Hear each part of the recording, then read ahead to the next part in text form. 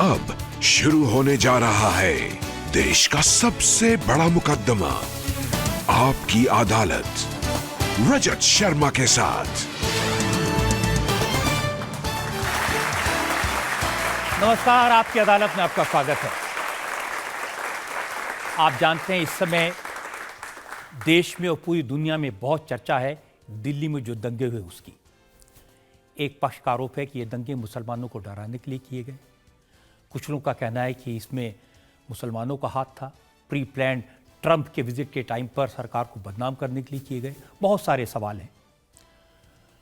बहुत से लोग मरे, बहुत से लोग घायल हुए, पुलिस वाले घायल हुए, आम जनता का नुकसान हुआ। इन सारे सवालों के जवाब देने के लिए आज मैंने आमंत्रित किया है आपकी अदालत में भारत सरकार के कानून मंत्री। हम उनका स्वागत करें, रविशंकर प्रसाद।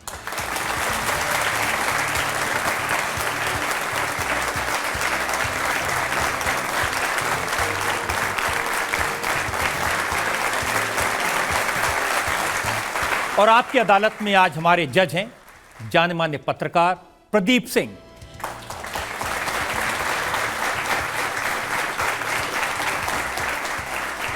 वैसे तो रविशंकर प्रसाद बहुत सारे मंत्रालय चलाते हैं, लेकिन आज हम इनका स्वागत कर रहे हैं भारत सरकार के प्रवक्ता के रूप में, सरकार के एक वरिष्ठ मंत्री के रूप में। और मुकदमा शुरू करें, इल्जामात सवालात का सिलसिला शुरू करें, इससे पहले आज के जज प्रदीप सिंह की इजाज़त चाहेंगे आज की कार्रवाई शुरू करने के लिए। अदालत की कार्यवाही शुरू की जाए। और इससे पहले कि मैं सवाल पूछना शुरू करूं और जनता को मौका दें सवाल पूछने का, एक नज़र रविशंकर प्रसाद के पॉलिटिकल करियर। भारत के कानून मंत्री रविशंकर प्रसाद ने अपना राजनीतिक सफर जयप्रकाश नारायण आंदोलन के दौरान एक तेज तर्रार छात्र नेता के तौर पर किया था। पटना विश्वविद्यालय छात्र संघ में सहायक सचिव रहे रविशंकर प्रसाद नागरिक स्वतंत्रता के अधिकारों के लिए कई बार जेल गए। लॉ की डिग्री हासिल करने के कुछ ही साल बाद रविशंकर प्रसाद ने एक सफल वकील के तौर पर प्रतिष्ठा अर्जित की। चारा घोटाले में लालू यादव को जेल पहुंचाने में वकील रविशंकर प्रसाद की अहम भूमिका रही। राम जन्मभूमि के केस में रामलला के वकील के तौर पर रविशंकर प्रसाद ने प्रसिद्धि हासिल की। वाक चातुर्य के महारथी रविशंकर प्रसाद कई साल बीजेपी के प्रवक्ता रहे। अटल बिहारी वाजपेयी की सरकार में रविशंकर प्रसाद ने कोयला व खान, कानून और सूचना व प्रसारण मंत्रालयों की जिम्मेदारी संभाली। अब नरेंद्र मोदी की सरकार में रविशंकर प्रसाद कानून मंत्री के साथ साथ कम्युनिकेशंस और इलेक्ट्रॉनिक्स एंड इंफॉर्मेशन टेक्नोलॉजी के कैबिनेट मिनिस्टर हैं। अभिव्यक्ति की स्वतंत्रता और राजनीतिक सुधारों के काम में रविशंकर प्रसाद ने सक्रिय भूमिका अदा की है। आपकी अदालत में आज रविशंकर प्रसाद अपनी सरकार की पैरवी करेंगे। तो आइए शुरू करते हैं आज का यह खास मुकदमा। आपकी अदालत में पहला इल्जाम कानून मंत्री रविशंकर प्रसाद पर। आपकी अदालत में लॉ मिनिस्टर रविशंकर प्रसाद पर आरोप है कि इनकी सरकार मुसलमानों को डराती है। रविशंकर जी, दिल्ली में जो दंगे हुए हाल ही में, बड़ा खौफनाक मंजर, दुखदाई हुआ। 50 से ज़्यादा लोग मरे, 200 से ज़्यादा लोग घायल हुए।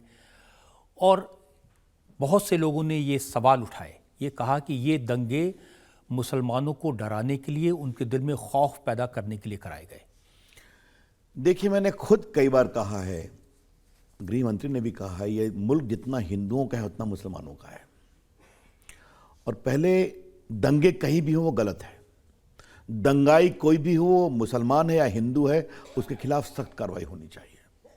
हमारी सरकार की सोच है सबका साथ, सबका विकास, सबका विश्वास। लेकिन कोई हम छोटी पार्टी तो नहीं है रजत जी। 5.5 साल से देश में शासन कर रहे हैं।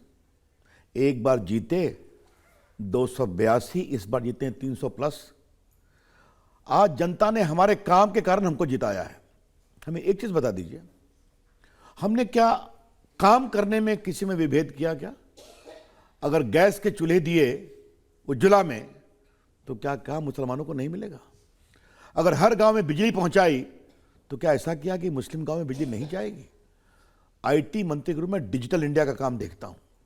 गांव गांव में कॉमन सर्विस सेंटर खुले हैं, क्या हमने ऐसा किया? क्या भले हमें वोट मिले या न मिले, सबकी चिंता करना हमारा संवैधानिक दायित्व है। इस बात को समझना बहुत जरूरी है। और आपने एक बात कही है, और अक़लियत जमात के बहुत लोग यहां पर हैं, तो एक उदाहरण देने दीजिए। मोदी जी को लगा कि पद्म विभूषण और पद्मश्री सिर्फ बड़े बड़े लोगों को मिलता है, गरीब आदमी कहां होते हैं। एक है कमीरुल हक, जलपाईगुड़ी में चाय बागान में मजदूर था, उसकी मां मर गई क्योंकि एम्बुलेंस नहीं पहुंच गया अस्पताल में। वो गरीब लोगों को, बीमार लोगों को अपने बांध करके मोटरसाइकिल पहुंचाता है। एक दिन फोन गया मोदी जी को, कमीरुल तुम कैसे हो? अच्छा काम कर रहे हो, दिल्ली आओ, तुम्हें पद्मश्री देंगे क्योंकि तुम देश के लिए काम कर रहे हो। हम कुछ नहीं देखते हैं, वोट दें या न दें, सबका काम करना हमारी प्राथमिकता है और हमारा कमिटमेंट है, बाकी लोग की तरह नहीं। अब जहां तक राइट का सवाल है, मैं बार बार कहता हूं, कोई दिल्ली में, देखिए दुर्भाग्यपूर्ण है, राइट है, उस पर अलग से चर्चा होगी, लेकिन राइट तो कई जगह हुए हैं, कई कांग्रेस सरकारों में हुए हैं, बड़े बड़े राइट हुए हैं, प्रायोजित राइट हुए हैं। तो फिर इस तरह की धारणा बनाने का क्या मतलब है? ये गलत है। देखिए, जमीयतुल उलमा हिंद के अध्यक्ष हैं मौलाना अरशद मदनी, उन्होंने कहा कि नागरिकता कानून के खिलाफ हम शांतिपूर्ण प्रदर्शन कर रहे थे, एक देश में माहौल बन रहा था, इस आंदोलन को ख़त्म करने के लिए, मुसलमानों को डराने के लिए ये दंगे करवाए गए। देखिए, दंगे की जांच चल रही है। दंगे का एक स्वरूप हमने कल भी देखा है कि आपकी रिपोर्टर गई थी शाहीन बाग पर, उनको फिल्म नहीं करने दिया गया, ये भी देखा है हमने। दंगे का स्वरूप ये भी देखा है कि एक कॉर्पोरेटर साहब के घर पे तेजाब और पेट्रोल बम की फैक्ट्री दिखाई पड़ी है। तो मैं अभी आरोप नहीं लगाऊंगा, ये मामला जांच का है। मुस्लिम दंगाई है, जेल जाना चाहिए, हिंदू दंगाई है, जेल जाना चाहिए, और सरकार सख्ती से निपट रही, निपटेगी। लेकिन ये तो दिखाई दिया ना रविशंकर जी, जिस समय ये दंगे हुए उसके एक दिन पहले कपिल मिश्रा बीजेपी के नेता, उन्होंने बयान दिया कि हम ट्रंप के जाने तक का इंतज़ार करेंगे, उसके बाद हम अपने आप देख लेंगे। पुलिस वाले वहाँ खड़े थे, उनकी मौजूदगी में उन्होंने कहा, और उसके बाद ये दंगे शुरू हुए। देखिए, मैं आपसे एक बात कहूँगा, कोई भी इस तरह की भाषा बोले उचित नहीं है। मैं पहले भी बोल चुका हूँ, आज बता रहा हूँ, ये मामला कोर्ट में है, पुलिस ने अपनी रिपोर्ट दी है। मैं देश का कानून मंत्री, मुझे इसके आगे कुछ नहीं बोलना चाहिए। इतना ही कहूँगा, हमारे गृह मंत्री जी ने कहा है कि ऐसी बात का प्रयोग नहीं करना चाहिए। लेकिन मैं आपसे एक बात कहूँगा,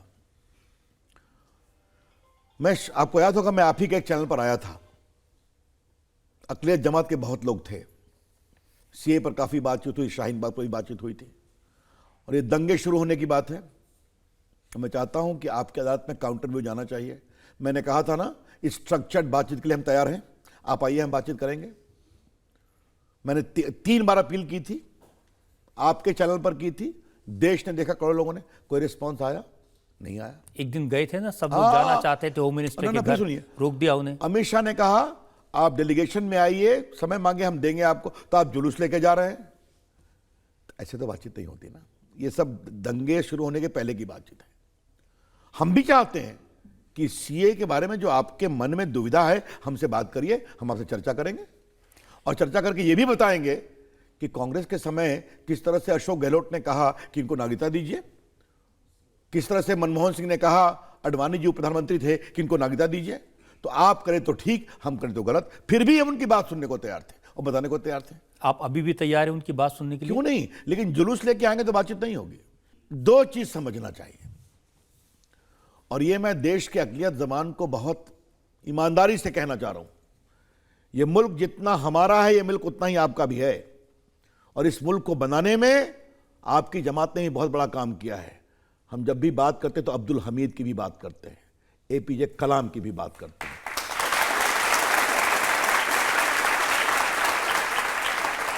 क्रिकेटर इरफान पठान की भी बात करते हैं, सलमान खान, शाहरुख खान, आमिर खान की भी बात करते हैं। हिंदुस्तान के इस गुलदस्ते को सुंदर बनाने में इन लोगों ने, आपकी जमात के लोगों ने बहुत बड़ा काम किया और होगा।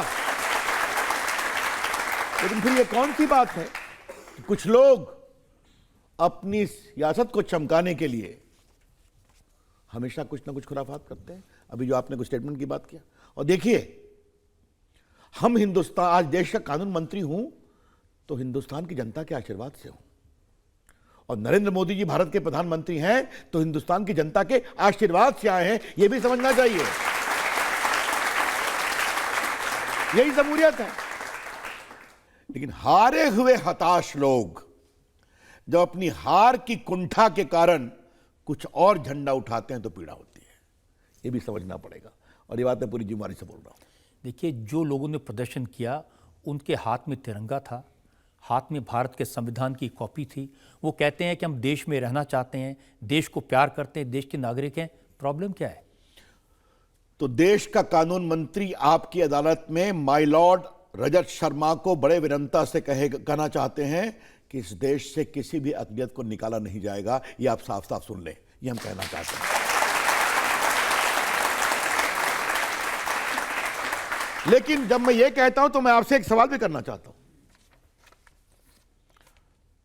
क्या अमेरिका में कोई ऐसे ही घुस सकता है? क्या नहीं घुस सकता ना, या तो नागरिक बनना पड़ेगा या वीसा लेकर जाना पड़ेगा।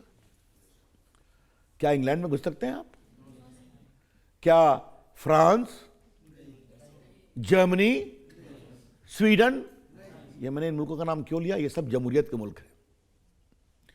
तो वहां पर अपने नागरिकों की सूची रखती है तो ठीक बात है, यहां पर चर्चा होती तो गलत बात है।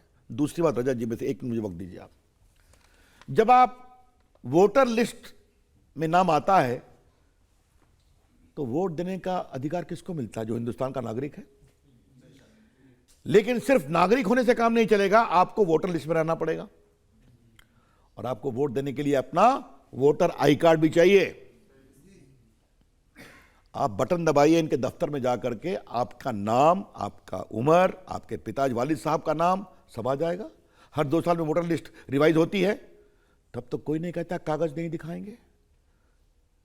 ये क्या मतलब है इसका? देखिए, ये मतलब ये है कि लोगों के दिल में डर बैठा है कि एक दिन, तो फिर अब एक दिन एनआरसी आएगा, हमसे सबूत मांगे जाएंगे, कागज नहीं होंगे तो हमें डिटेंशन सेंटर में डाल दिया जाएगा। आपने मेरे इस प्रश्न को नहीं समझा, और मैं चाहता हूं आपके माध्यम से देश की जनता समझे। जब वोटर लिस्ट में आपका नाम आना है तो आप सब कुछ दिखाते हैं ना, कि आप यहां रहते हैं, आपका ये आई कार्ड है, आपकी ये उम्र है, आपके वालिद साहब का, आपके पिताजी का ये नाम है, और ये सब वोटर लिस्ट पर है। बटन दबाइए, इलेक्शन कमीशन का दिखाई पड़ जाएगा। तब तो आपकी कोई परेशानी नहीं होती है, कोई अदावत नहीं होती है। रिवाइज करना है तो भैया, क्योंकि आपके बटन से इस मुल्क की सियासत बनती है, कौन पीएम बनेगा, कौन सीएम बनेगा, समझे आप? तब तो आपको सब दिखाना है।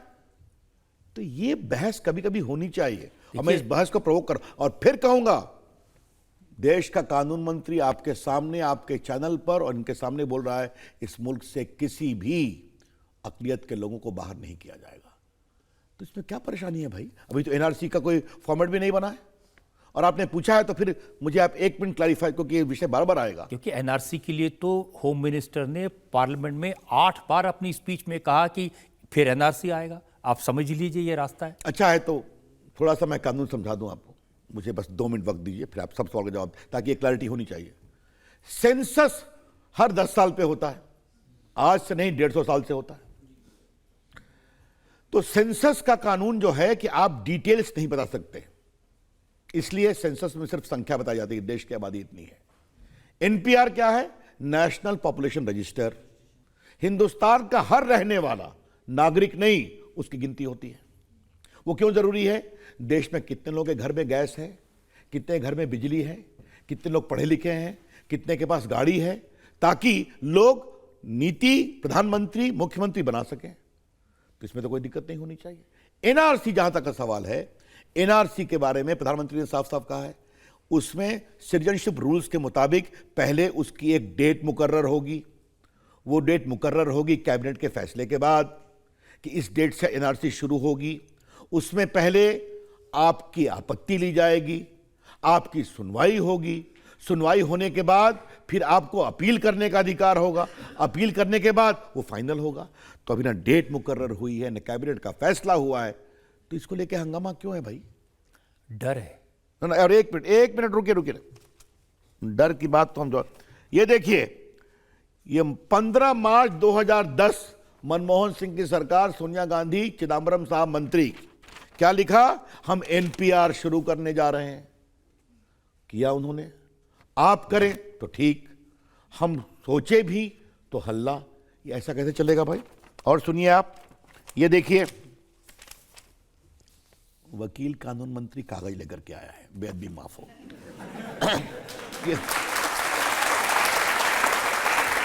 ये देखिए आप, ये 15 सितंबर 2004 को शिवराज पाटिल को आर्टिकल चिट्ठी लिख रहे हैं। अशोक गहलोत जनरल सेक्रेटरी हैं कि जल्दी से राजस्थान की सीमाओं से लगे पाकिस्तान के हिंदुओं को आप नागरिकता दीजिए।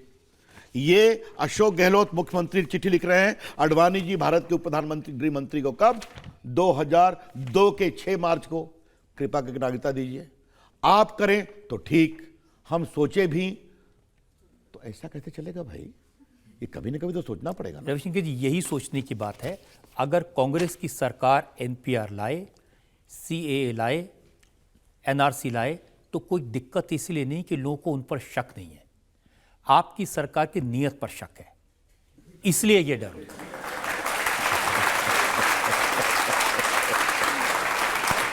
रजत जी, आप तो कविता और शेरो शायरी के शौकीन हैं।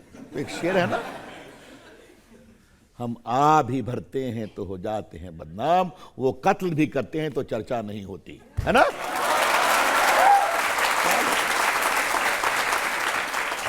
तो माफ करिए, कोई हम लोग नॉमिनेटेड प्रधानमंत्री हैं क्या? हैं? फिर पूछ रहा हूं, जनता के द्वारा चुने हुए प्रधानमंत्री नरेंद्र मोदी, इस बात को समझिए।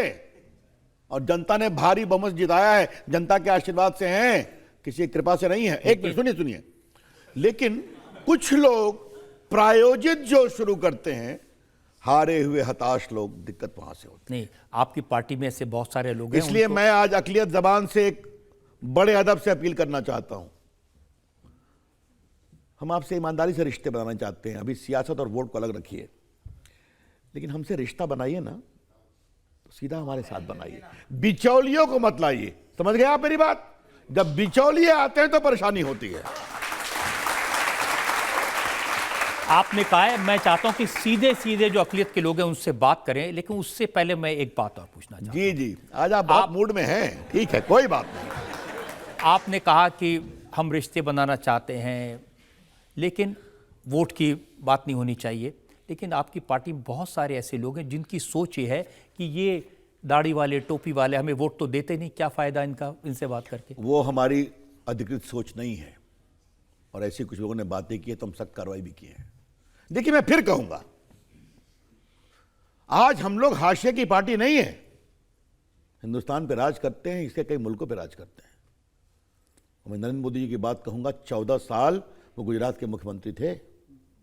जाके वहां के अकलियत के लोगों से बात करिए, उनका इकोनॉमिक डेवलपमेंट हिंदुस्तान के सारे पैरामीटर्स में सबसे अधिक रहा है। हमारे कई मुख्यमंत्री हैं, क्यों नहीं? ये बगिया में सबको फूल खिलना चाहिए, लेकिन थोड़ी हमारी भी पीड़ा आनी चाहिए। अभी आपने देखा, रामलल्ला के वकील थे हम, है ना? दिखाया ना? कुछ लोग कहते हैं हम कोई कागज नहीं दिखाएंगे, है ना? ये लोग नहीं, कुछ लोग कोई कागज नहीं दिखाएंगे, लेकिन रामलल्ला अयोध्या में पैदा हुए कि नहीं हुए, सारा सबूत मांगेंगे। ऐसा कैसे चलेगा भाई? हजारों साल से रामलल्ला विद्यमान है, लेकिन रामलल्ला को सैकड़ों साल लड़ना पड़ा। हिंदी में गवाही देनी पड़ी, अंग्रेजी में गवाही देनी पड़ी, फारसी में देनी पड़ी, तब फैसला सुप्रीम कोर्ट का आया 5 जज का। उस पर विश्वास नहीं है, क्योंकि वो आपके जैसे वकील थे, समझदार।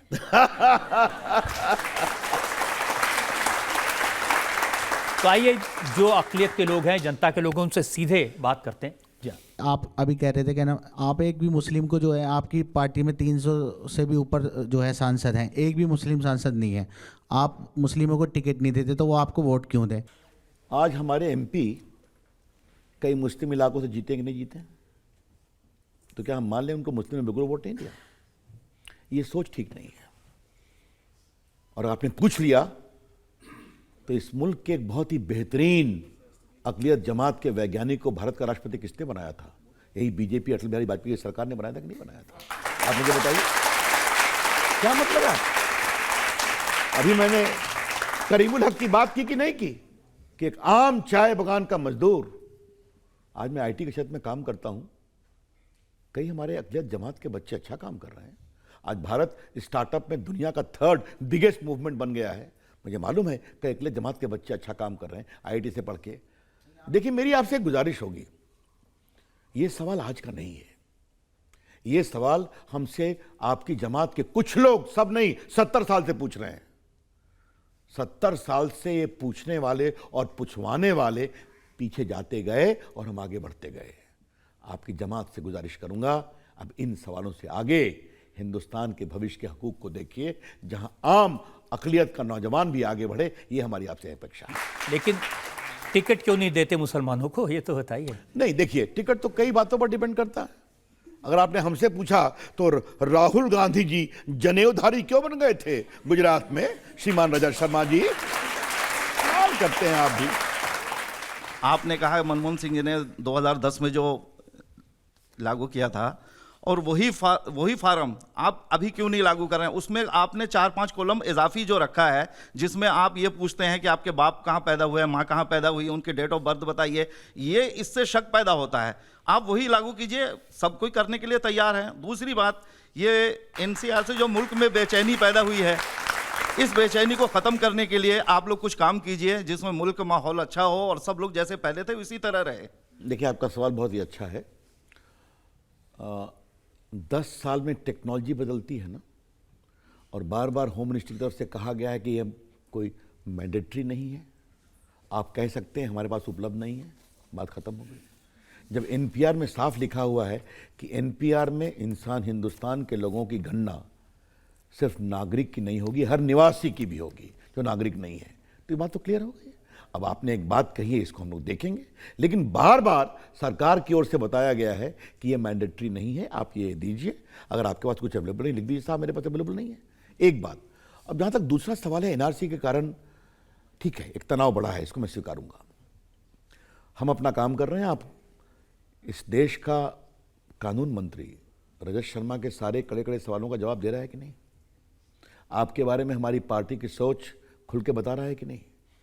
ऐसी बातचीत हर जगह होनी चाहिए, और ऐसी बातचीत आपकी जमात के नेताओं के द्वारा भी होनी चाहिए। मैं फिर कहूंगा, यह मुल्क जितना हिंदुओं का है उतना मुसलमानों का है। बिल्कुल ठीक कहा आपने, लेकिन एक चीज उसके अंदर है, जो डी लिखा जाएगा, डी फॉर डाउटफुल, वो बाद में एनआरसी जब लागू होगा तो फिर उसके अंदर वो कहेंगे कि आप दिखाइए। इस वक्त तो आप कह रहे हैं कि कोई जरूरत नहीं है, आप सिर्फ मुंह से बोल दीजिए कि आप कब पैदा हुए, आपके बाप कब पैदा हुए, लेकिन बाद में आपसे डॉक्यूमेंट मांगा जाएगा, वो कहां से लाके ये बताइए, प्रधानमंत्री जी ने स्पष्ट किया है, मैंने स्पष्ट किया है कि एनपीआर का डॉक्यूमेंट कोई परमानेंट एनआरसी का नहीं है, तो इस पर क्या परेशानी है?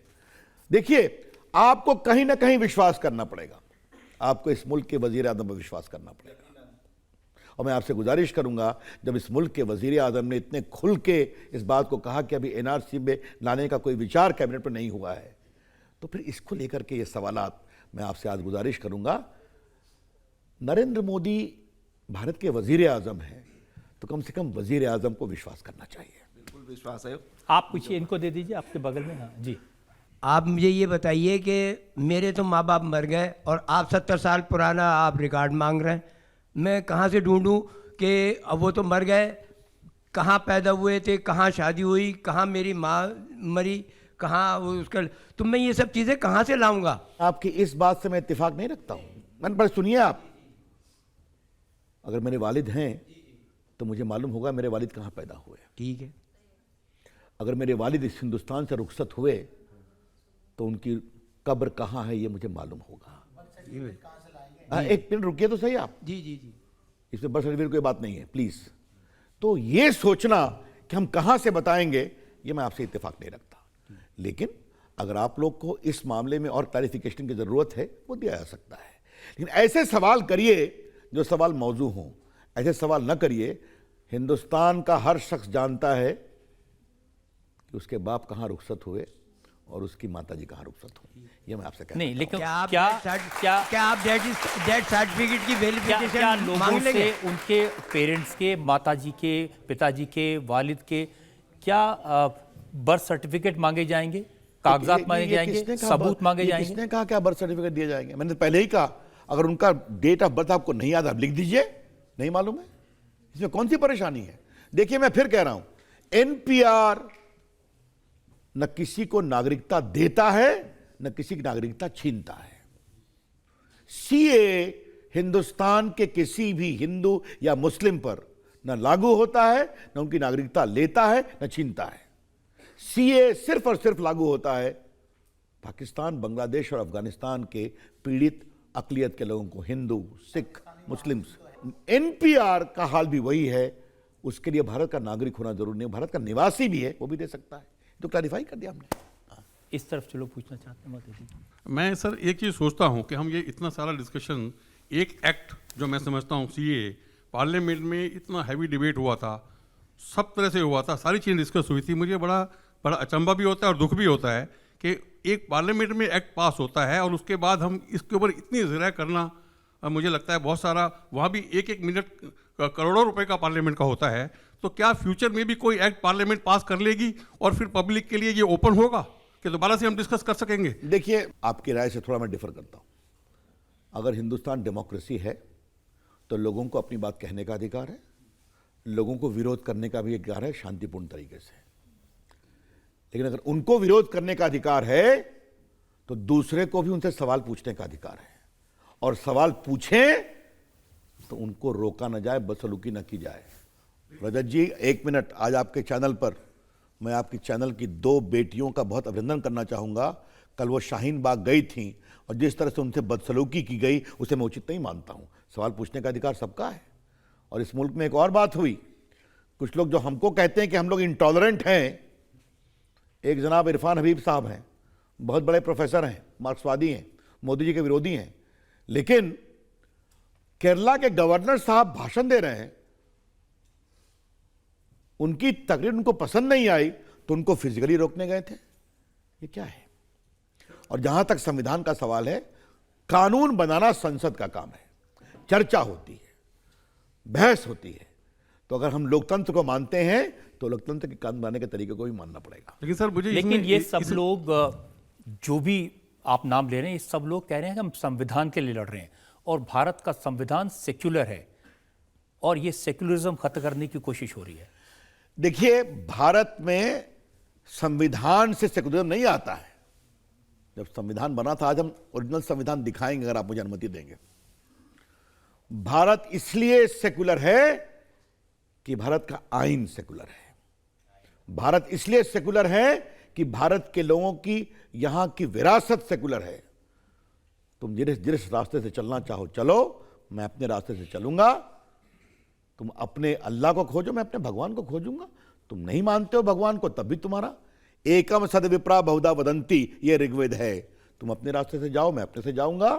तुम अपने रास्ते का सम्मान करो, मैं अपने करूंगा, कि हमारा तुम्हारा रास्ता एक ही जगह मिलता है जहां अल्टीमेट भगवान रहता है। यही तो हमारी सोच। और रजत जी, आज थोड़ा मैं चाहता हूं आपके माध्यम से और इनके माध्यम से देश को कुछ ज्ञान दूं। काफी तैयारी करके आए आप। देखिए, ऐसा है, इतना मैं डरता हूं आपकी अदालत में ना कि बिना तैयारी के नहीं आ पाता हूं, ये दिक्कत है। लेकिन अच्छा लगा। देखो, ये भारत का संविधान है, सुनिए आप लोग, ओरिजिनल संविधान है। जब ये ओरिजिनल संविधान बना था तो एक चर्चा हुई, नेहरू जी, डॉक्टर अंबेडकर, मौलाना आजाद, कि भारत के संविधान को ऐसे ही पेश कर दिया जाए। कहा नहीं, भारत की विरासत की तस्वीर इसमें रखेंगे। इसमें वेद भी है, पुराण भी है, गौतम बुद्ध भी हैं, भगवान महावीर भी हैं। और रजत जी, मैं बस 3-4 चित्र दिखाना चाहूंगा। फंडामेंटल राइट के ऊपर किसकी तस्वीर है? प्रभु राम, लक्ष्मण और सीता जी के साथ लंका से अयोध्या वापस आ रहे हैं। देखो, ये ओरिजिनल संविधान है 1950 का। ये directive principle of state policy के ऊपर किसकी फोटो है? प्रभु कृष्ण अर्जुन को गीता का संदेश दे रहे हैं महाभारत में। इसमें भगवान महावीर हैं। बस 2 चित्र और दिखाना चाहता हूं। मुसलमान का नहीं है इसमें? नहीं, अकबर हैं, टीपू सुल्तान भी हैं। ये देखो, एक पहचानते हैं आप लोग? हनुमान जी हैं, इनकी फोटो है। इसमें नटराज हैं, मैं इसमें अकबर भी हैं। ये देखिए, अकबर की फोटो मैं दिखा देना चाहता हूं, अकबर भी हैं। ये देखो टीपू सुल्तान भी हैं और अकबर भी हैं, शिवाजी हैं, ये देखिए अकबर हैं।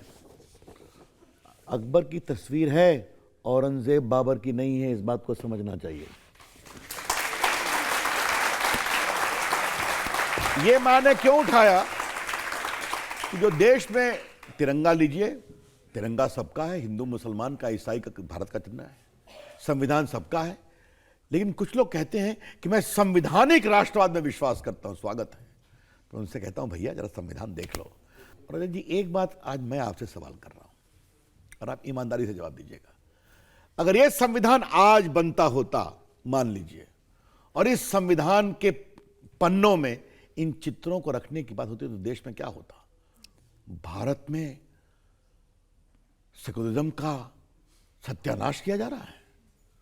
लेकिन मौलाना आजाद, जवाहरलाल नेहरू, सरदार पटेल, अंबेडकर, राजेंद्र प्रसाद भारत की आत्मा को समझते थे। यही है सबका साथ, सबका विकास, सबका विश्वास, जो भारत की इस बगिया में हर प्रकार के फूल खिलते हैं। ये समझना बहुत जरूरी है। ये मैं संविधान आज आपको उपहार स्वरूप दे रहा हूं। जी,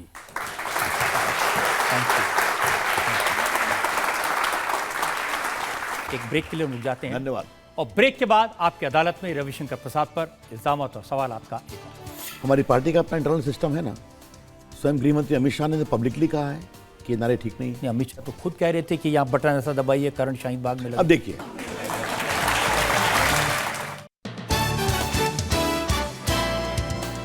वेलकम बैक। आपकी अदालत में आज हम सवाल पूछ रहे हैं, मुकदमा चला रहे हैं भारत सरकार के कानून मंत्री रविशंकर प्रसाद पर। आपकी अदालत में आपकी अदालत में लॉ मिनिस्टर रविशंकर प्रसाद पर इल्जाम है कि इनकी पार्टी के नेताओं ने भड़काऊ भाषण दिए। रविशंकर जी, आपने तो बहुत अच्छी बातें कही, भाईचारे की बात कही, आपने कहा कि अकलियतों से सीधे बात करना चाहते हैं, लेकिन आप ही की सरकार में आपके साथी मंत्री हैं, वो मंच से नारा लगवाते हैं देश के गद्दारों को गोली मारो सालों को। ये ठीक नहीं है।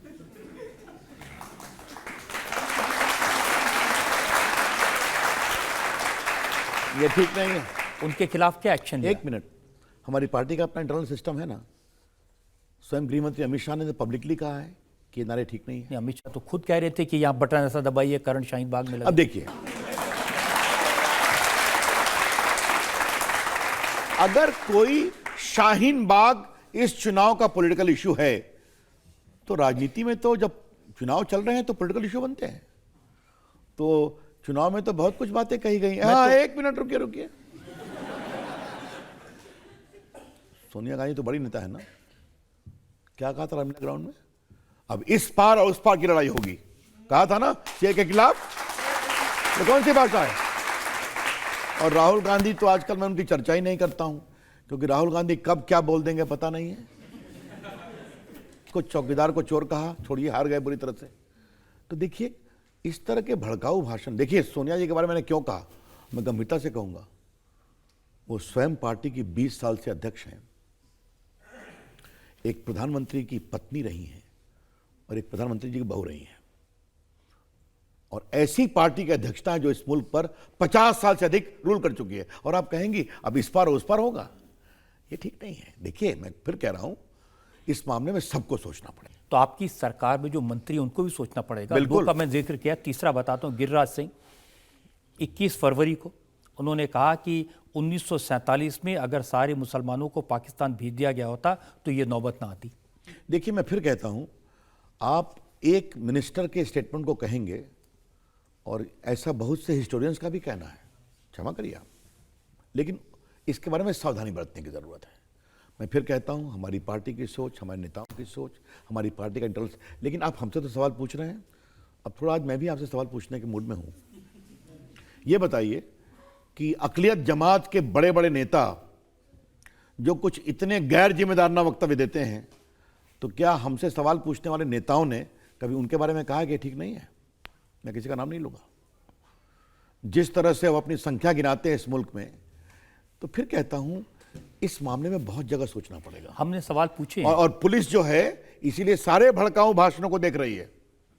और मेरा कहना है, जो भड़काऊ भाषण है सबको छांटकर कार्रवाई सोचना चाहिए। लेकिन कुछ लोग जो अगर एक स्टेटमेंट की तुलना उनसे कर देते हैं जिनके घर पे जखीरा मिला है बम का और पेट्रोल बम का और तेजाब का, ये भी सोच ठीक नहीं है। नहीं, लेकिन जब अदालत उन नेताओं के खिलाफ भड़काऊ भाषण देने वाले आपकी पार्टी के लोगों के खिलाफ एक्शन की बात कर रही होती है तो जज को ट्रांसफर कर देते हैं रातों रात।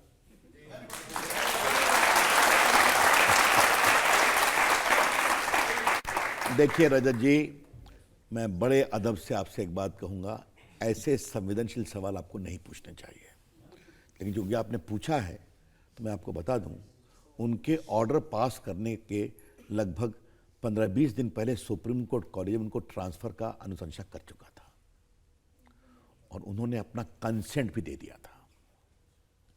फिर रिपीट कर रहा हूं, इस केस की सुनवाई और दिल्ली दंगों के शुरू होने के पहले माननीय न्यायमूर्ति ने अपने ट्रांसफर का कंसेंट दे दिया था।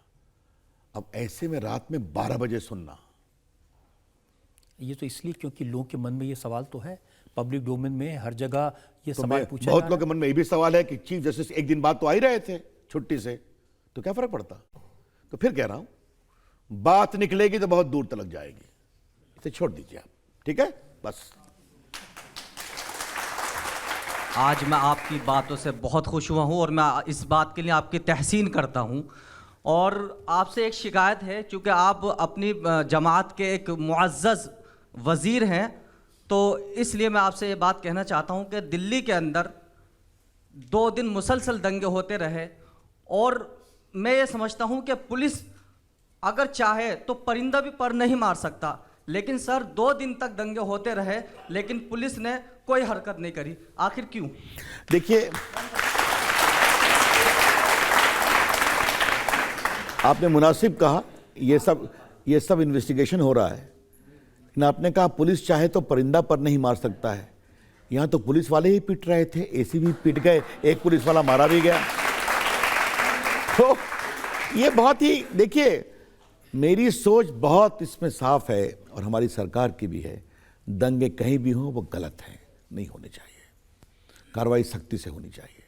अब पुलिस जांच कर रही है, मुझे इस बात की खुशी है कि अब शांति हो गई है काफी। हाँ, सवाल ये है कि लोगों की छत पर असला पहुंच गया, पेट्रोल बम पहुंच गए, बड़ी बड़ी गुलेल बना दी गई, तैयारी कर ली गई, ट्रंप का विजिट था, लेकिन पुलिस को कुछ खबर नहीं मिली। देखिए, इसलिए ये बातें उठी हैं, स्वयं सरकार के द्वारा इसका संज्ञान लिया गया है, वो इन्वेस्टिगेशन में चल रहा है। आपने देखा है एक टफ पुलिस कमिश्नर को लाया गया है, लेकिन मजे की बात है कि जिस छत पे ये असला पहुंच गया उसके नीचे एक आईबी के अफसर को मार दिया गया, ये भी तो सच्चाई है। तो ये ऐसा नहीं है कि दंगे एकाएक भड़के, इस बात को समझना पड़ेगा, कहीं ना कहीं इसकी जबरदस्त तैयारी चल रही थी, क्योंकि तेजाब और पेट्रोल बम और बड़े बड़े गुलेल और नुकीले पत्थर एकाएक तो नहीं आते हैं। लेकिन पुलिस को खबर नहीं थी, मुखबिर कहाँ थे? तो इसलिए पुलिस को भी इसका जवाब देना पड़ेगा। ठीक है, अच्छी बात आपने कही, लेकिन मैं पुलिस के पक्ष में ये भी बोलूंगा कि पुलिस के एसीपी पर प्राणघातक हमला हुआ, वही लोगों को दंगे से रोक रहे थे, उसके पुलिस का एक जवान मारा गया, डीसीपी को अस्पताल में भर्ती किया गया, आज भी वो एसीपी का बिल्कुल गर्दन टूटे हुए आप देख रहे हैं। तो दोनों बातें देखनी पड़ेगी, लेकिन आज मैं आपसे इसलिए कहूँगा कि दंगे अब शांत हो रहे हैं और हम सब की कोशिश होनी चाहिए कि अमन चैन हो। और देखिए, हमारे प्रधानमंत्री ने सांसदों को एड्रेस किया था, आज मैं उसको बोलना चाहता हूँ। उन्होंने कहा विकास हमारा मंत्र है, लेकिन विकास के लिए शांति, सद्भाव और भाईचारा जरूरी है। उन्होंने सारे एमपीज को कहा कि मनसा, वचना और कर्मणा से इस बात का आप लोग कोशिश करिए, विचार करिए। तो he is leading by the front, हम लोग कर रहे हैं और मुझे इस बात की बहुत खुशी है कि दिल्ली में तनाव हुआ जो नहीं होना चाहिए था, लेकिन पूरे हिंदुस्तान में अमन चैन रहा, एक अच्छी बात है। बहुत सारे सवाल लोगों के मन में हैं, इनसे बात करेंगे, लेकिन एक ब्रेक के लिए रुक जाते हैं। एक ब्रेक के रुकेंगे और ब्रेक के बाद आपकी अदालत में रविशंकर प्रसाद पर इल्जामात और सवालात का जो नेता ये भड़काऊ भाषण देते हैं, चाहे वो किसी भी पार्टी से बिलोंग रखते हों, उनके ऊपर कोई कार्रवाई क्यों नहीं होती? आपके विधायक ने से झगड़ा शुरू हुआ है, उसको आपने सुरक्षा दे दी, बजाय उसके खिलाफ कानूनी कार्रवाई करने के आपने उसको सुरक्षा दी है। आप कपिल मिश्रा के बारे में एक बार ही बात नहीं कर रहे। दंगा शुरू वहीं से हुआ सर, हम सब उसी जगह के रहने वाले हैं। Welcome back. आपकी अदालत में आज हमारे मेहमान हैं रविशंकर प्रसाद, और मुझे खुशी है रविशंकर जी कि आप कोई सवाल डक करने की कोशिश नहीं कर रहे, सबके सवाल जवाब देने के तैयार हैं। तो अगला इल्जाम आपकी अदालत में रविशंकर प्रसाद पर। आपकी अदालत में लॉ मिनिस्टर रविशंकर प्रसाद पर इल्जाम है कि ये अफवाहों को नहीं रोक पाए। अब आप कानून मंत्री के साथ साथ आईटी मिनिस्टर भी हैं। व्हाट्सएप पर, फेसबुक पर, ट्विटर पर इतनी अफवाहें फैली और उससे दंगे भड़के। ये आपने बहुत सही कहा जी, बहुत चिंता की बात है। मैं स्वयं देखता था कई बार शुक्रवार के दिन कैसे कैसे व्हाट्सएप आते थे और कई हर वर्गों से आते थे। ये ठीक नहीं है। हम गाइडलाइन को रिवाइज करने जा रहे हैं और आज जब मैं यहाँ पर आपसे बात कर रहा हूँ तो मैं व्हाट्सएप, फेसबुक, ट्विटर तीनों को बोलूँगा आईटी मंत्री और कानून मंत्री के रूप में भी कि जितना देश का कानून इन लोग पर लागू है उतना आप पर भी लागू है।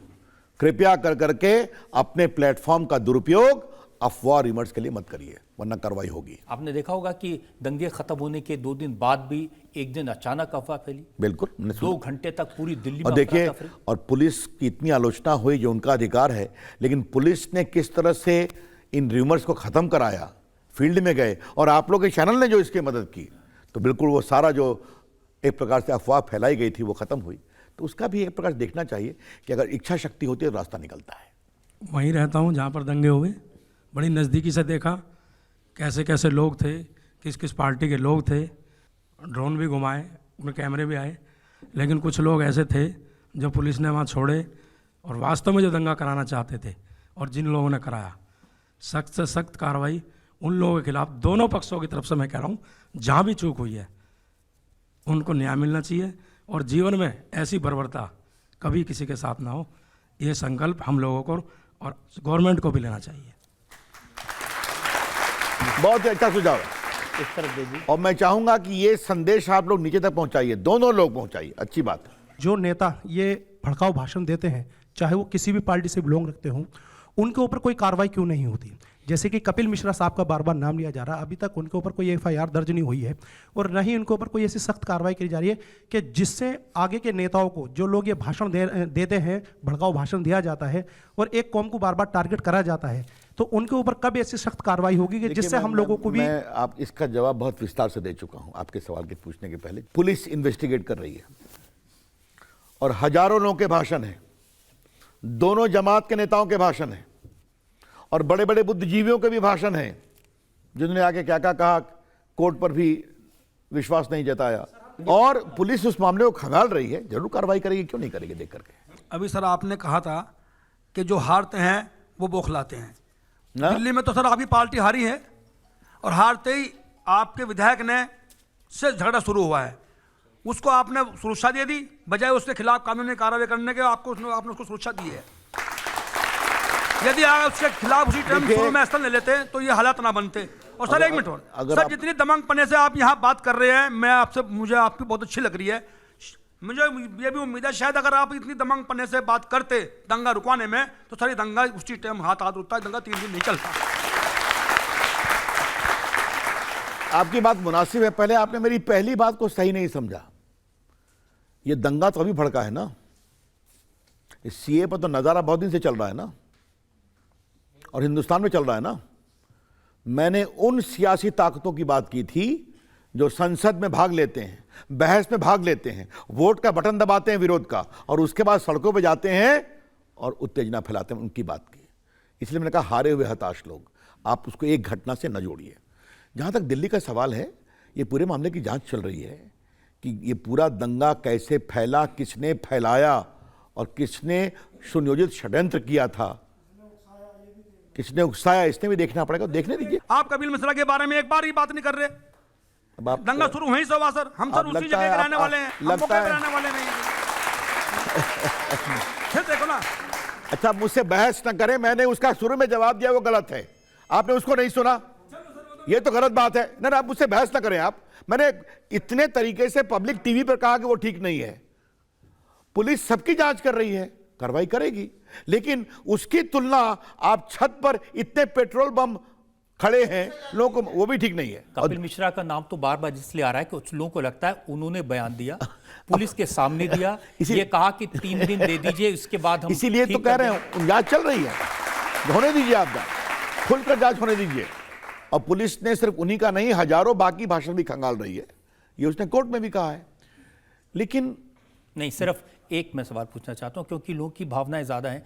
आप ये गारंटी देंगे ना कि कपिल मिश्रा अगर दोषी हैं तो उनको भी बख्शा नहीं जाएगा? क्यों नहीं, क्यों नहीं? जब पुलिस ने कोर्ट में कहा, दिल्ली हाईकोर्ट में बहस चल रही है कि हम उन्हीं का नहीं, हम सबका भाषण खंगाल रहे हैं और पूरी रिपोर्ट देंगे, तो अगर दोषियों की कार्रवाई होगी, क्यों नहीं होगी? होनी चाहिए। मेरे पास में ऐसे बहुत सारे मौलाना मौलवियों के जो छोटी छोटी जगह रहते हैं, जलगांव में, बरेली में, मालेगांव में, इटावा में। चूंकि समय कम है, मैं सारे आपको भाषण नहीं बताऊंगा, लेकिन शब्द क्या हैं? इनके बाप की ताकत नहीं कि मुसलमानों को मुल्क से बाहर निकाल दें, हमें निकाल कर दिखाओ, हम जिहाद करेंगे। 4 लाख लोग इस भाषण को दे चुके हैं, इनके कुल 13 वीडियोज़ हैं, 27 लाख बार यूट्यूब पर इसको देख चुके हैं। मुफ्ती हारून नदवी जलगांव के हैं, इन्होंने कहा कि अगर तुमको देखना है तो डीएनए टेस्ट कराओ, जब डीएनए टेस्ट होगा बेटा तो हम ओरिजिनल भारतीय निकलेंगे, तो इंग्लैंड का निकलेगा। भड़काने की वाली बातें। हमने कोई चूड़ियाँ नहीं पहनी, हमारी शराफत है जो आज हम खामोश हैं, वरना तुम्हें ठीक कर देंगे। ऐसे बहुत सारे हैं। अब आईटी मिनिस्टर हैं, इस तरह की बातें यूट्यूब पे, ट्विटर पे चलती हैं, कोई कोशिश क्यों नहीं की गई इनको अब तक रोकने की? देखिए, मैं 2 बातें पहले कह दूं। जब मैंने बताया कि हर को पुलिस खंगाल रही है, तो मैंने उनको जवाब में कहा था तो हर को पुलिस खंगाल रही है, ऐसा नहीं है। और आज टेक्नोलॉजी में तो हर चीज़ें हर जगह पहुंच जाती हैं। लेकिन मैंने अपने विभाग को कहा है इन चीज़ों को खंगाले, हम गाइडलाइन को और मजबूत कर रहे हैं और सख्त कार्रवाई करेंगे, साफ बताना चाहते हैं। क्योंकि रविशंकर जी, ये लोग वो नहीं है जो आम आदमी है, वो ये बातें नहीं महसूस करता। इनसे प्रोवोकेशन होती है, लोगों के मन में भावनाएं खराब होती हैं, झगड़े होते हैं। बिल्कुल बिल्कुल सही कहा। और मैं चाहे वो हिंदू हों, चाहे वो हमारे मुसलमान भाई हों, चाहे अक़लियत हों, उनको इस बात की विशेष चिंता करनी चाहिए कि ऐसे लोग जो जमात के आध्यात्मिक नेता बन के दावा करते हैं कि यही पूरी जमात सोचती है, उनको बताना यह सोच ठीक नहीं है। आपने इतनी अच्छी बात की है। एक और ब्रेक के बाद आपकी अदालत में रविशंकर प्रसाद पर इल्जाम और सवालात का एक और। इस मुल्क की एक विरासत है जहां तुलसीदास भी हैं, जहां वाल्मीकि भी हैं, जहां कबीर भी हैं, जहां रहीम भी हैं, जहां रसखान भी हैं। Welcome back. आपकी अदालत में आज मुकदमा चला रहे हैं भारत के कानून मंत्री रविशंकर प्रसाद पर। आपकी अदालत में अगला इल्जाम। आपकी अदालत में लॉ मिनिस्टर रविशंकर प्रसाद पर इल्जाम है कि इनके राज में विदेशों में भारत की छवि खराब हुई। मैंने न्यूयॉर्क टाइम्स देखा, गार्जियन देखा, द अटलांटिक देखा, इतने सारे अखबारों की क्लिपिंग्स मेरे पास में हैं। हर जगह ये कहा जा रहा है कि भारत में सेक्युलरिज्म खत्म हो गया, भारत में मुसलमानों पर जुल्म किया जा रहा है। देखिए, अगर इस तरह की घटनाएं दिल्ली में हुई हैं तो चर्चा तो होगी। 2 प्रकार के अखबार हैं, और आपने कहा तो आज मैं कहना चाहता हूं। न्यूयॉर्क टाइम्स बड़ा अखबार है, उसने आज तक मोदी जी के बारे में एक लाइन ठीक लिखा है क्या? एक लाइन, एक शब्द। 14 से आज हो गया। वही हाल गार्जियन का है। मैं ऐसे अखबारों से एक ही बात कहूंगा कि हम प्रेस की आजादी का पूरा सम्मान करते करेंगे, आपको आलोचना करने का अधिकार है। आपने इस पर लिखा तो अच्छी बात है, एक बार यह भी कह देते कि भारत दुनिया की 5वीं सबसे बड़ी इकोनॉमी हो गई है। एक बार यह भी कह देते कि भारत में दुनिया का सबसे अधिक पूंजी निवेश हुआ है। एक बार यह भी कह देते कि भारत का स्टार्टअप दुनिया का तीसरा हो गया है। ये हम बैठे हैं नोएडा, ग्रेटर नोएडा में, तो भारत में 268 मोबाइल फैक्ट्री आ गई है, जिसमें 93 आपके नोएडा, ग्रेटर नोएडा में आई है। तो ये भी कह देते, ये भी कह देते कि अमेरिका, यूरोप को छोड़कर भारत दुनिया में सेकंड सबसे बड़ा मोबाइल मैन्युफैक्चरर हो गया है। तो ये भी अच्छा लगता। तो उनको आलोचना करने का अधिकार है, करने दीजिए। आजकल दुनिया में इसकी चर्चा नहीं हो रही है। दुनिया के लीडर्स, ईरान के लीडर हैं अयतुल्ला, बहुत बड़े लीडर हैं, वहां के सुप्रीम लीडर हैं। उन्होंने कहा इसे हम उचित नहीं मानते। उन्होंने कहा बड़ी विनम्रता से कह रहा हूं, ईरान मुल्क का हम सम्मान करते हैं, ईरान में क्या हो रहा है ये भी हम बहुत जानते हैं, इसलिए कृपा करके हमारे आंतरिक मामलों में हस्तक्षेप न करें। और बहुत लोगों ने इस बात की तारीफ भी की है, दुनिया में हर जगह बेचैनी है, दुनिया में हर जगह परेशानी है। और इमरान खान तो हर रोज कहते हैं कि भारत के 20 करोड़ मुसलमान खतरे में हैं, उन पर जुल्म हो रहे हैं। देखो, भारत सरकार के एक मिनिस्टर के रूप में मुझे ये बोलना कितना जरूरी है ये मैं नहीं समझता, लेकिन आपकी अनुमति हो तो मैं बोलूं। क्या इमरान खान को पाकिस्तान के लोग लेते हैं सीरियसली, जो आप यहां परेशान हैं? चलिए, हो गई बात, इस पर ताली बजा दीजिए आप लोग। मेरा आपसे सवाल नहीं, एक रिक्वेस्ट है, जिसकी वजह से ये इतने फसाद झगड़े हुए एनआरसी और सीएए को लेकर, तो लोगों में बहुत बड़ी कंफ्यूजन है। बस आप ये बता दीजिए कि एनआरसी किस लोगों को जो नागरिकता दी जाएगी वो किस दस्तावेज के आधार पर दी जाएगी? मेरे ख्याल में आपने सुना नहीं, इस पर तो मैं शुरू से समझा रहा हूं। बनवाने में लाइन में लगे हुए हैं। अभी तो प्रधानमंत्री ने साफ कहा है कि अभी एनआरसी पर कोई फैसला नहीं हुआ है कैबिनेट में। सीए क्यों बनाया गया? अब सीए को इतना विस्तार से समझा दिया, सीए से न किसी की नागरिकता जाएगी न ली जाएगी, क्योंकि सीए किसी हिंदुस्तानी पर लागू नहीं होता, न हिंदू न मुसलमानों पर। हाँ, इसमें क्या है रविशंकर जी, कितना भी समझा लें लेकिन ये डर है मन में। देखिए, मैं आपसे एक ही बात कहूंगा, प्रधानमंत्री ने कहा आप विश्वास करिए, मैंने कहा, लेकिन हम जरूर समझाएंगे, आपसे बातचीत को भी तैयार हैं। हम आपसे कोशिश करेंगे कि समझिए। मुझे मालूम है कुछ लोग इस बात के लिए तैयार हैं, हम कभी नहीं समझेंगे, उनको हम कभी नहीं समझा सकते। चलिए सर, मेरा नाम मोहम्मद अखलाक और भाई का नाम रवि कुमार। अगर मेरा और इनका एनआरसी में नाम नहीं आता है, मेरा नहीं आता है, इनका आ जाता है, सीएए के थ्रू ये तो एनआरसी के अंदर आ जाएंगे, और मेरा क्या होगा, इस पर जरा आप थोड़ा सा विस्तार से बता दीजिए। मेरे छोटे भाई, मैंने बार बार कहा है, सीए किसी हिंदुस्तानी पर लागू होता ही नहीं, न हिंदुओं पर न मुसलमानों पर। सीए सिर्फ और सिर्फ लागू होता है पाकिस्तान, बांग्लादेश, अफगानिस्तान में जो हिंदू प्रताड़ित हैं, जो क्रिश्चियन, जो सिख, जो बौद्धिस्ट और जैन, उन पर लागू होता है। तो आप पहले अपने दिमाग से बिल्कुल निकाल दीजिए कि सीए आप पर लागू होता है। एनपीआर के बारे में बता चुका, उस गिनती में हिंदुस्तान के नागरिक का सवाल नहीं होगा, वो सवाल होगा हिंदुस्तान के रहने वालों पर। मैं बता चुका हूं, उसका उपयोग होता है देश के विकास के लिए। जहां तक सीए में मुस्लिम को इसलिए नहीं लिया गया क्योंकि इन तीनों देशों में इस्लाम सरकारी धर्म है और वहां पर हिंदू क्रिश्चियन प्रताड़ित हैं अपनी आस्था के कारण। एक मिनट, आप जरा बात सुनिए। और जो मुस्लिम मुझसे वहां व्यक्तिगत कारणों से प्रताड़ित होकर हिंदुस्तान आना चाहते हैं, ऐसे 700 लोगों को नागरिकता दी। अदनान स्वामी भी आए, बाकी भी आ सकते हैं। कहा कि वो मुस्लिम कंट्री है, तो हिंदुस्तान तो सेकुलर है ना सर, तो फिर यहाँ पर सेकुलरिज्म की बात की जाती है, तो उसमें मुस्लिम को क्यों नहीं ऐड किया गया? सर, यही तो एक दंगों की या और वजहें हैं जो कि मुस्लिम को नहीं शामिल किए जाने पर। देखो मेरे भाई, आप जो मैं अब समझा रहा हूं आप समझो। सीए किसी हिंदुस्तानी पर लागू नहीं होता, तो ये बात खत्म हो गई। अब आपका सवाल है कि वहां से आपने मुस्लिम को क्यों छोड़ दिया? तो मुस्लिम को इसलिए छोड़ा कि वहां मुस्लिम अपनी एक जमात के रूप में नहीं विक्टिमाइज्ड हैं। वहां मुस्लिम बेटियों को कन्वर्ट नहीं करते हैं शादी करने के लिए, वहां हिंदू बेटियों को करते हैं, सिख को करते हैं, क्रिश्चियन को करते हैं, क्योंकि उनके आस्था पर उनको नाइतफाकी है। यह सवाल है, और ऐसे सैकड़ों उदाहरण है, यह आपको समझना पड़ेगा। और जहां तक व्यक्तिगत मामला है, आ सकते हैं लोग, बिल्कुल उनका सम्मान करेंगे, लेकिन आप हमें यह बताइए कि कुछ लोग चाहते हैं कि वो जो बर्मा के रोहिंग्या हैं उनको हिंदुस्तान में ले आओ, लेकिन वहां प्रताड़ित हिंदुओं के लिए जगह नहीं हो, यह भी सोच ठीक नहीं है। मैं ये कह रही हूँ कि जो बीती बात तो चली गई। अब जब अभी झगड़े हुए, क्या किसी को ये पता था कि आज हम सब लोग यहाँ एक साथ बैठेंगे और इतनी खुशी से बैठेंगे? बीती बात विस्तार के आगे की सुध लो। अब वो एक ही बात, वही बात एनसीआर सीए के बारे में पूछा जा रहा है। इससे अच्छा तो ये है कि सब साथ साथ बैठो, इससे बड़ी खुशी और क्या हमको मिल सकती है? ताली बजाइए इस पर, बहुत बढ़िया। इस देश में रहने वाले मुसलमानों को डरने की जरूरत तो नहीं है? बिल्कुल नहीं, मैं तो शुरू से बोल रहा हूं। अब ये बताइए आप मुझे कि मैंने एक बार नहीं, अब ये चौथी बार बोल रहा हूं कि यह मुल्क जितना हिंदुओं का है मुल्क उतना मुसलमानों का है।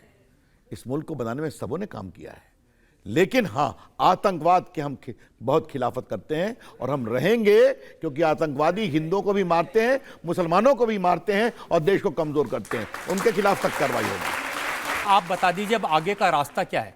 लेकिन रजत जी, मैं आज एक ही बात कहूंगा, मुझे यहाँ मैं लोगों की मैं बातें सुनी है, दंगे पहले भी हुए, दंगे दिल्ली में हुए, दंगे कहीं हो गलत हैं, लेकिन इस मुल्क की एक विरासत है भाईचारे की, इस मुल्क की एक विरासत है जहां तुलसीदास भी हैं, जहां वाल्मीकि भी हैं, जहां कबीर भी हैं, जहां रहीम भी हैं, जहां रसखान भी हैं। सबों ने अपने तरीके से इस मुल्क को संवारने की कोशिश की है। यही इस मुल्क की मजबूती है। और मैं यही बात कहूँगा, ये मुल्क जितना हिंदुओं का है उतना ही मुसलमानों का है, उतना ही सिखों का है, उतना ही क्रिश्चियंस का है। हम लोग सबको मिलकर काम करना है और हिंदुस्तान को दुनिया की एक बड़ी ताकत बनानी है, शांति, सद्भाव और विश्वास के साथ। मुझे लगता है कि इस भावना को हम आगे बढ़ाएं तो निश्चित रूप से हिंदुस्तान और आगे बढ़ेगा। रविशंकर जी, हमने आपसे बड़े हर तरह के सवाल पूछे और वक्त की कमी के बावजूद आपने खुलकर जवाब दिए। एक ब्रेक, और ब्रेक के बाद सुनेंगे आपकी अदालत में आज के जज प्रदीप सिंह का फैसला आज के मुकदमे।